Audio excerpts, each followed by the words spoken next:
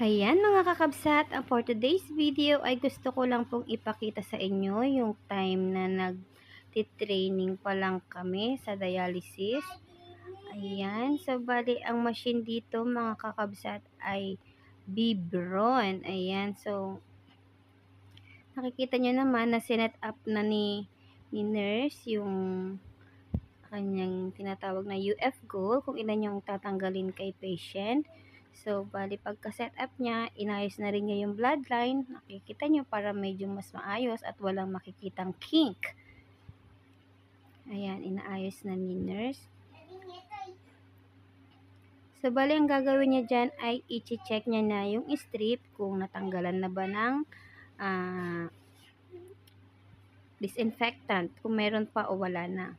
Dahil meron tayong strip dyan, titignan niya kung kulay puti na ba or meron pa rin siyang kulay na blue. So, ibig sabihin, kapag may blue, ibig sabihin meron pa siyang disinfectant. So, kailangan natin ulit siyang iikot ulit para matanggal hanggang magputi bago natin siya i-connect sa patient. So, ayan, tinest na ni nurse. Shout out kay aking hipag.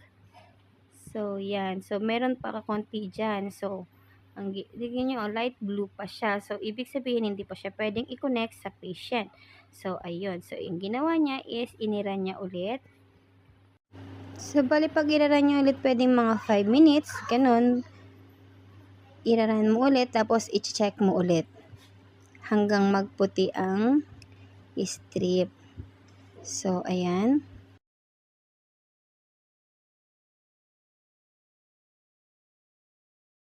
After nung pag-run niya ulit, in-stop niya yung machine and then strip niya ulit.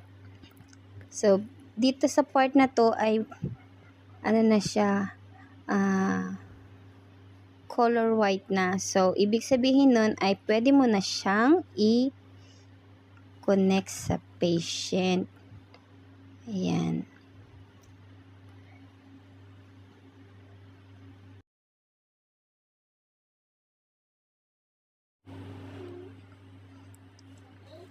Ayan, dahil tapos na niyang chinek yung strip, makikita niya dito na puti na yung niya, puti na siya. So, hindi lang masyadong malinaw, pero puti na po yan at pwede na po siyang i-connect sa patient. Ayan.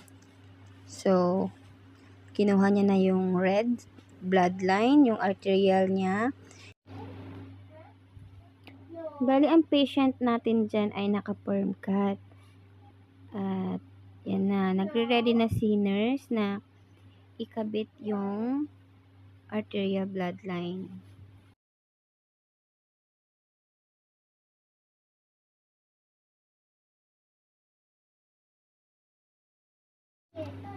At dito po si nurse ay i-clinose na yung saline para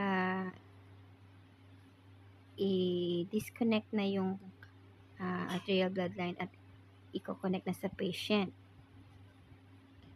Yan. Siyempre, ang aking nurse ay mahiyain dahil trainee pa po kami. Hindi po masyadong sanay sa video. Charot. Ayan, tingnan nyo mga kakabsat.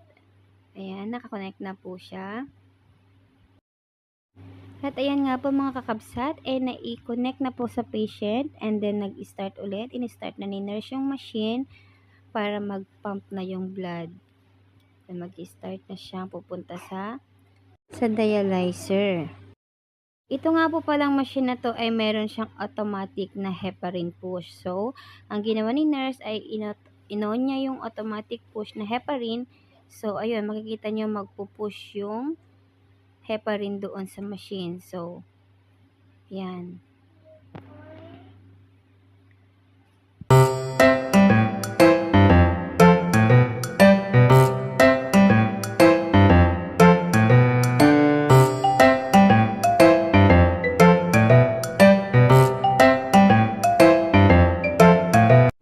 At dahil nga dito mga kakabsat ay dumating na yung blood doon sa venous line, na ito yung time na rin na i-connect na natin sa patient. This time yung nurse ay pinunasan niya yung dulo, yung tip para iwas infection na rin bago niya i-connect kay patient. So, ayan, makikita nyo naman.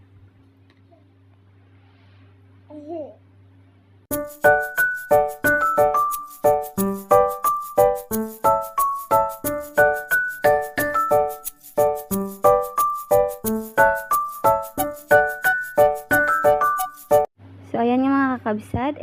I-connect na niya yung venous line, yun yung pabalik na blood na nalinisan na. And then, in-increase niya yung blood pump ng hanggang 150.